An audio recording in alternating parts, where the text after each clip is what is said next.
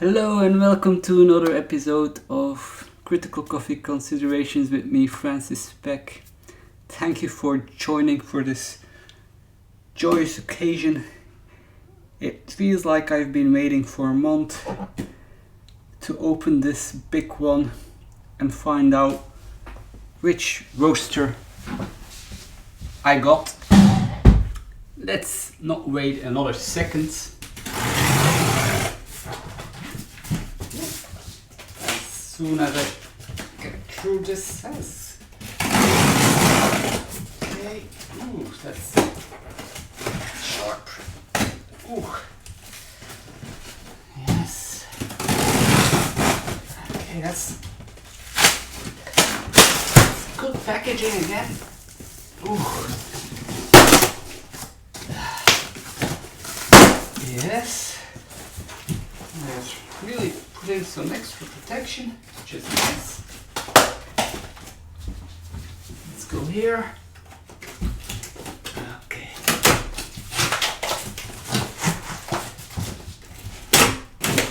Yes. Getting through. There we go. First thing to come out. Some coffee actually.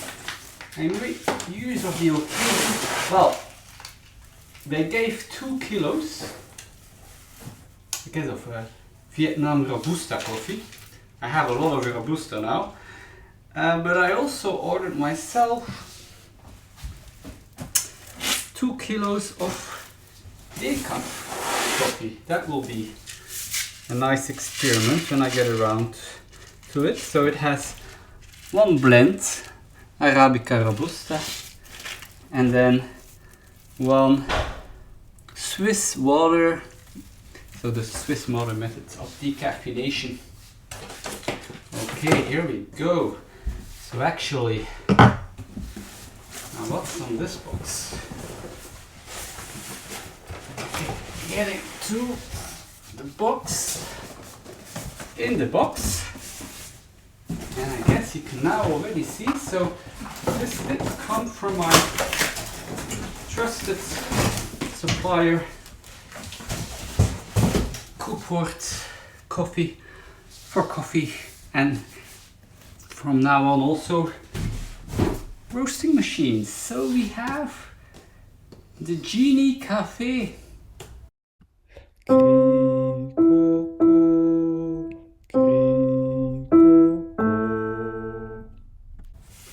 A coffee dream. I have been dreaming. I have been dreaming about this one. I wouldn't say I've exclusively been dreaming about this one, but definitely it looks like a very interesting machine. Okay, so now I'll try and get this box open a little more at ease.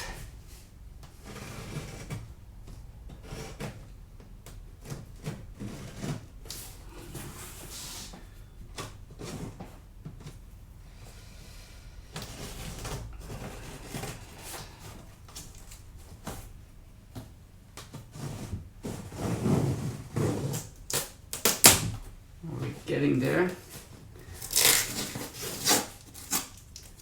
some point we must.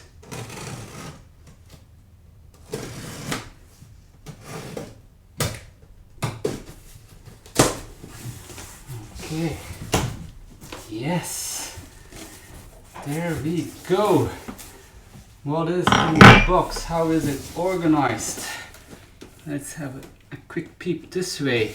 So, first recognizable thing from all the videos that I saw is where you place on the drum. I guess this is to cup your green beans. And now, what is this? Some rubber feet. Owner's manual.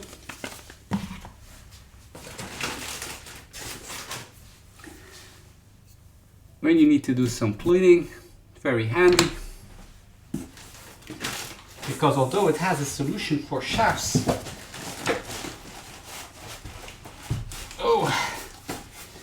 I will not take a risk and actually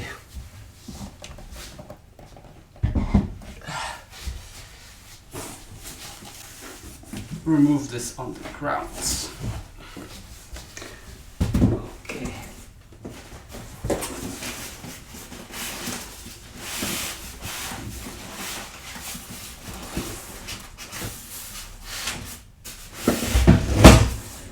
Okay, so the shaft collector is actually just sitting next to it in the box. Shouldn't have made it so difficult for myself, I guess.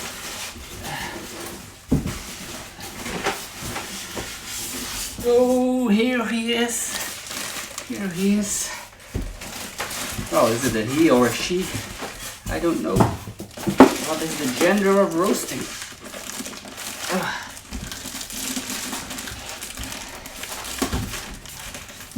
that's a bit stuck.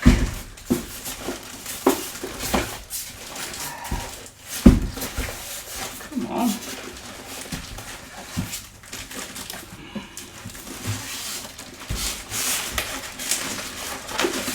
Okay, I'm getting there. There it is. Some plastic.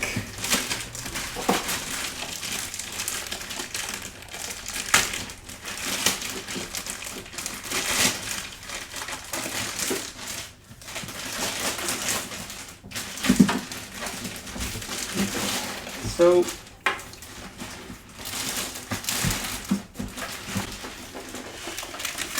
first observation, it is indeed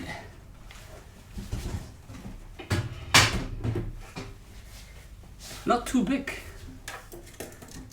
That's the top.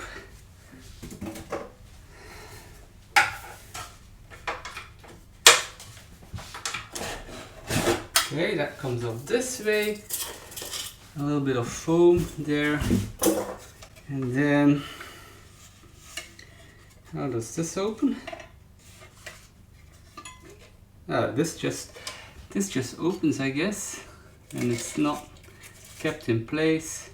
This is the little thingy that will fall from side to side and make a bit of noise and allows the shaft not or to exit properly. So how do we set this in here? Okay, there it's standing. This is like this.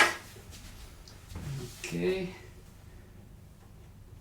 There's a good tight cable around that.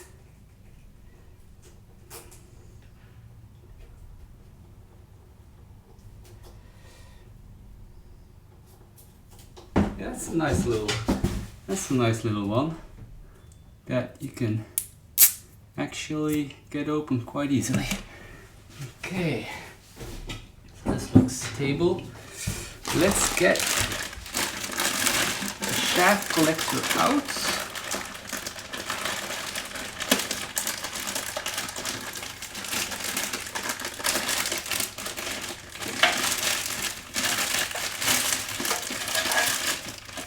It has a lot of warnings. Hot. Do not touch until cool. So I guess then you have to kind of hover over it to realize whether or not it's already cool enough. So, is this just a matter of sliding it in there, I guess? I guess so. I mean, in theory, this will be the point where you consult an actual manual. Oh, there's a bit of German in here. Don't know if I need that. Do not use outdoors. Okay, only use it for roasting coffee. Finally have something that I should only use for roasting coffee. Now I feel like I should do an experiment whether to see if I could pop popcorn with it. But let's start first with trying out coffee. Okay, so don't put it on a sliding. That makes sense. Tissue. Specifically the chamber. So here we have the chamber. I'm just kind of curious. You would assume before roasting that should I clean it? That's the question. Insert it like this. Temperature, hot, release button, roasting chamber. Let's have a smell.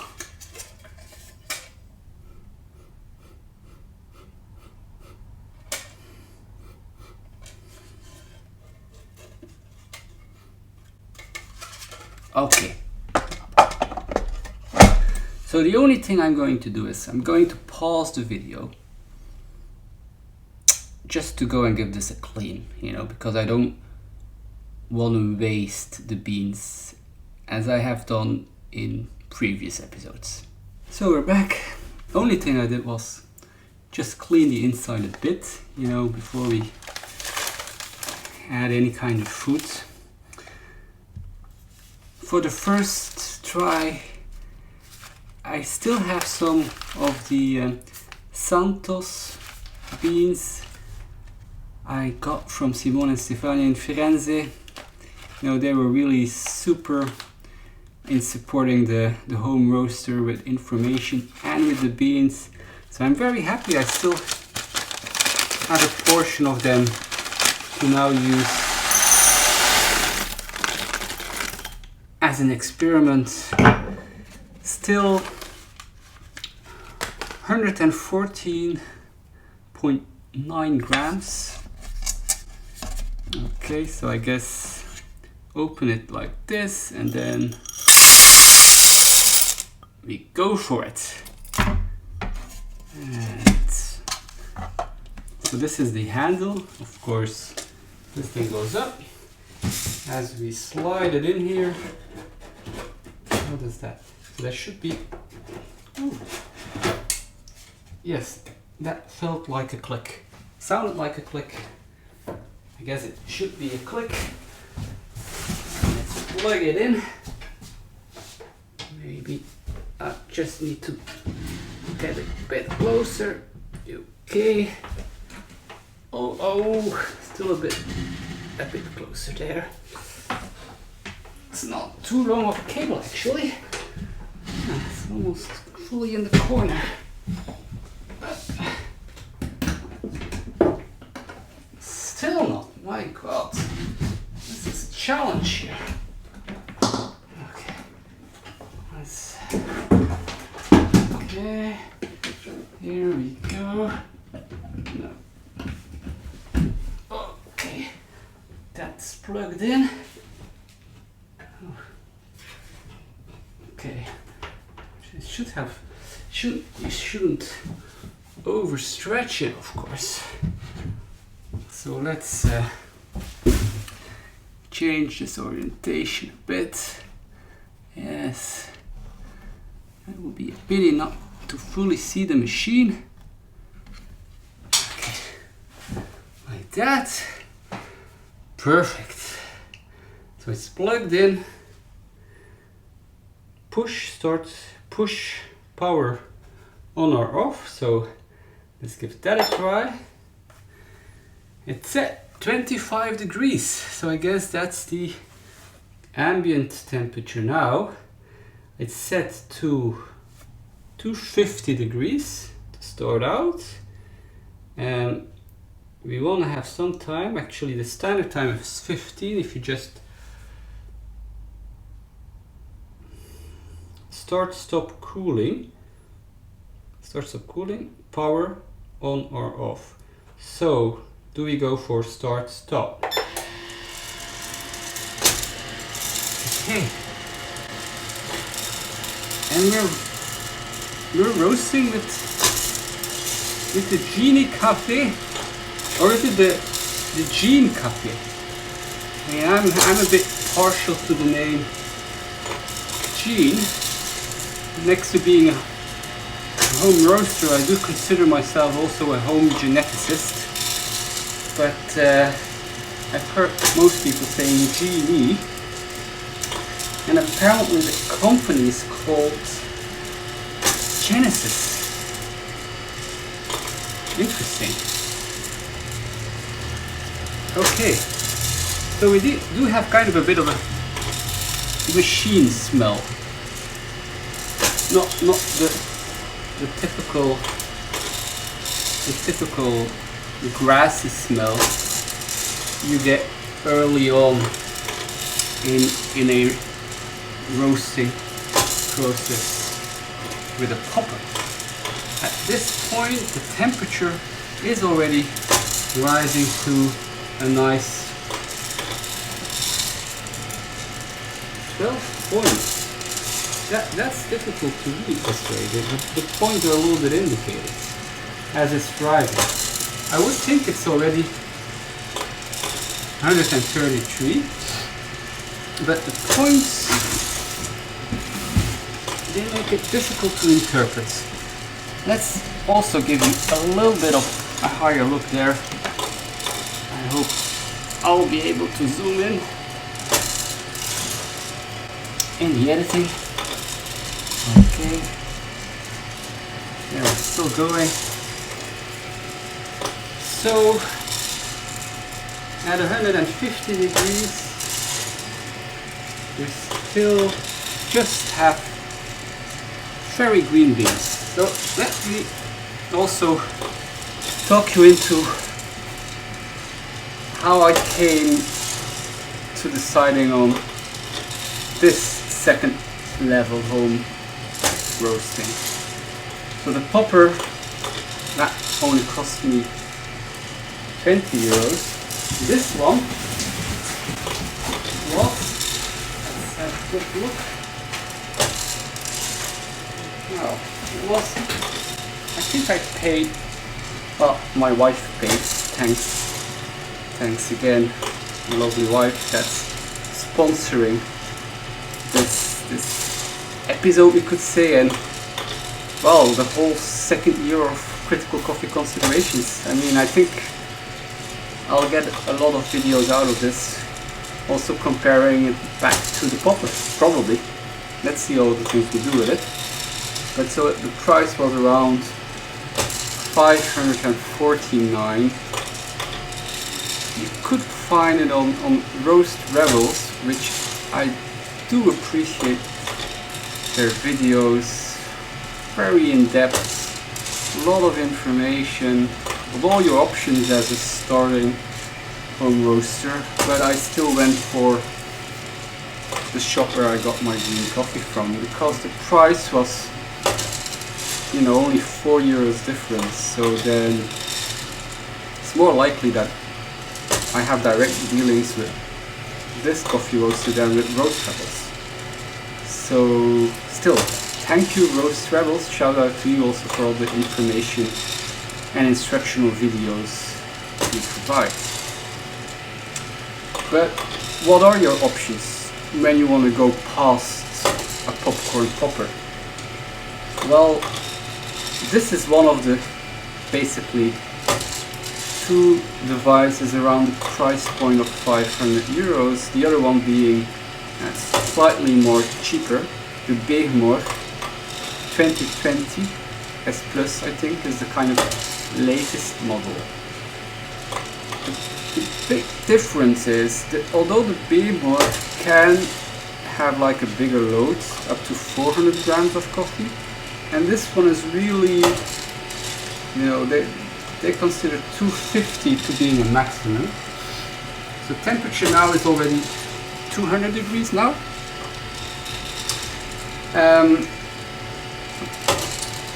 the visibility, at least in what I got to see in all the YouTube videos I watched, is quite low, whereas clearly this is just, it's not only beautiful to watch because you can just so clearly see the beads, much higher visibility compared not only to the Bemor roasting devices but also to a popcorn popper, where you're still always kind of having to look inside, and with the modification I made, having this kind of higher tube on top, it also makes it a bit more difficult to follow the color. Now, what speaks against the Genie Cafe would be, so to one side, this kind of lower load of 250 grams, although compared to a popper, this is massive. I mean, this gives me the dream, how did it say it on the box, the coffee dream. It gives me really a coffee dream of getting to, what in these regions is a standard coffee buying doses of 250 grams. The difference that I'll start out with 250 of green beans, so of course, might end up more around 220 or 210 grams. So this allows me to dream of maybe having customers or friends or families for whom I can now make a reasonable batch without having to do 2 or 3 popper cycles, which I did do over the course of this year. So I'm definitely very much looking forward to this. We have we are starting to see quite some yellowing. Well, just slowly, let's say. We're already 7 minutes into this. Amazing. This is the thing, right? The popper does have an advantage compared to this one. The initial heating is incredible. In 2 minutes you will almost reach 200 degrees, and so the first crack really comes in quite quickly. Now, this is the big advertised, one could almost say, disadvantage of the Genie Cafe. It is that it might be difficult to hear the first crack, and even more difficult the second crack, which is quite logical, as the second crack is in general less distinguishable than a first crack, with kind of softer little cracklings going around. But in this channel we don't advertise going beyond second crack. You don't have any health benefit from it anymore, and also taste wise, you can as well drink charcoal. If you're into latte drinks, it gives some kind of roasty flavor to it. So we're up to the degrees of 234 now, and it's really, they're already quite browning. Now, what I've heard recommendation wise is that once you reach your target temperature, you might want to decrease the temperature to allow a longer between cracks phase. Otherwise it might end up too quickly. Now, what I do have to say though, although clearly there is some smoke, not really smoke, there's no smoke, no worries there. some odor, but ever so subtle. It's, you know, I can see myself, you know, roasting this just in this room. I haven't opened the window at this point. I'm considering this just a small experiment in seeing if I can use this as a general heating device for the upcoming cold winter, where we all try to consume less gas for some reason. So the temperature is now up to 422. This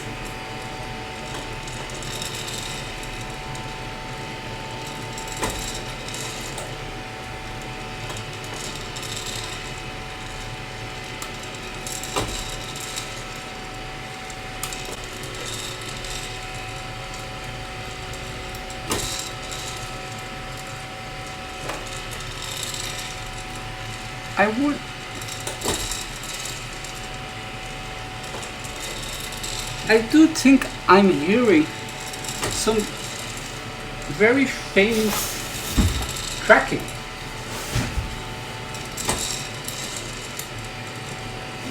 There's cracking going on. So one of the tricks of a lovely older gentleman on YouTube that I saw was that he actually had an amplifier connected to the end. He also had this kind of tube going on, and then he put an amplifier up on that. Amplifying that signal, he could clearly hear the cracking. So much like I can hear it also now. So I'm going now to 210. There's 3 minutes left on this kind of schedule. The color is already kind of a medium brown, so actually I think not to overshoot, you know, I could already maybe give it 1 more minute, or maybe even just let it do its default setting, let's say, of the 15 minutes, and actually see what happens when you do that, which would mean still roasting up to 2 minutes. So what I want to do this time around is allow for the the standard machine cooling cycle, which for me ideally would mean less effort in manually cooling it. Now the whole thing is, you definitely don't have this kind of very precise profiles that we're getting into this. Although you can manipulate, as I've done now, once you reach a target temperature, and then you drop that temperature to influence the development time, to allow, so to say, a bit more development. So this is actually the signal that you're getting at 1 minute. Like, what are you planning of doing? So letting it just finish its set timing then should push it to going into a natural cooling cycle. The time is actually indicated in a decimal way, so I'm now at 0.5, that was half, 0.4, so almost getting to 0.3, 20 seconds. So 20 seconds left in this kind of heating cycle, and at the very least it should start now. you don't have charcoal at the moment that it finishes. Like now it really goes into, let's have another look into that, you know, it went into coal, which so clearly stands for cooling or cooling. So you can follow how the temperature is evolving. 182, 177, and again this is the only kind of pity, you know, 16.9, very strange way of indicating the temperature. Of course, if you manually remove it, and you know, as I do with the popper, which doesn't have cooling enabled yet, and I'm not completely abandoning my copper. Again, it allows a faster heat up of the beans than does the Genie Café. So in exploring different coffee profiles, I still need to put them side by side, analyze. Is there really, you know, that big of a difference? Also, as an advice to you, you know, maybe you do not actually need to do this step if you only want to make coffee for yourself, because only doing it for myself, you know, I've calculated around at very least 150 euros of savings a year roasting my own beans, but that still means it's, oh, what was that? I have to be careful that it's not dropping off. But actually I didn't come that prepared. I didn't take any kind of mittens or something like that. So I'm not able to manually engage with the machine at this point. As it says, hot, do not touch until cool. So, yeah, what was that? Okay, so the color of the beans is, it's a dark medium roast. You know, we're approaching 100 degrees of temperature, so I actually don't think the color is still going to change that much. The noise level is, it's acceptable, you know. It's the popper is more annoying, and with this kind of beans turning from side to side, it's almost meditational. And so really the nicest surprises, let's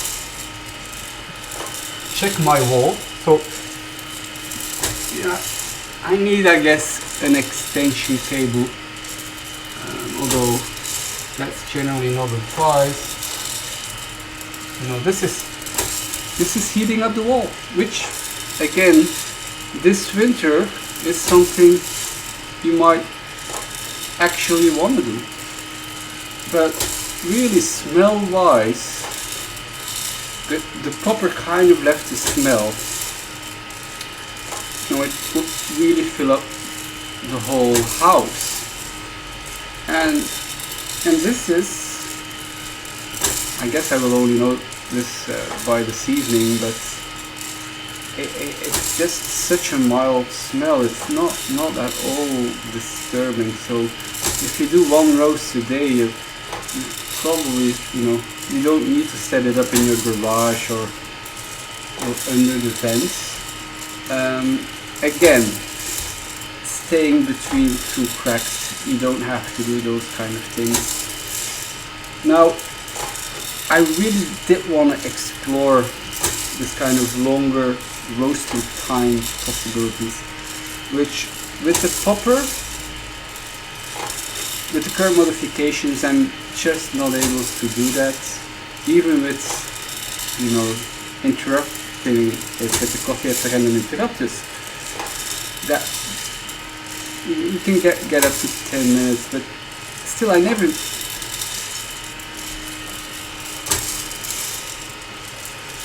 Well, it almost sounds like a second crack is happening now at these at this stage. I mean, the temperature is at 76, but I could just be, I'm probably just imagining this. Of course, everything will depend on how this actually tastes like. That is the big question. So this is turning out to be quite a monster of a video if you think about it. Might split it up in 2 episodes with this actual roasting part. But I just kind of want to share in real time the full kind of cycle that you go through. So what I really hope to get out of this is, in the end, a taste that goes more in the direction of an Italian roast, like the ones, let's say, these wonderful people from Firenze are making, to go in that direction. So the whole theory is that longer roasting time without over burning or your beans allows those acids to burn away. You still, I guess, you want to ever so slightly just to have a little bit of those origin tastes. You know, coffee roasting is all about finding the sweet spots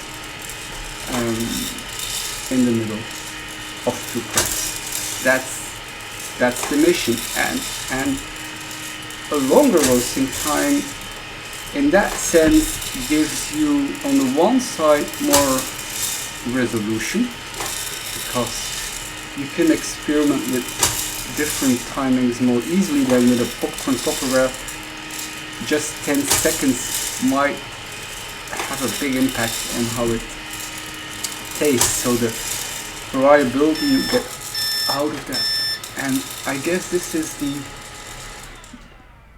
the machine saying enough is enough. This is just, well, I guess this is not recommended when you're doing this at home, but at the very least, let's just I can already touch it a little bit.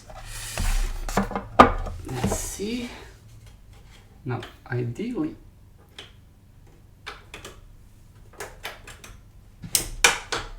oops, this is hot. So, in the future, I will be holding a mittens, not to get burnt. Okay, but still. Oh, so not following my own advice here. Do have my pencil. Oh. Okay. Okay. Oh, there we go.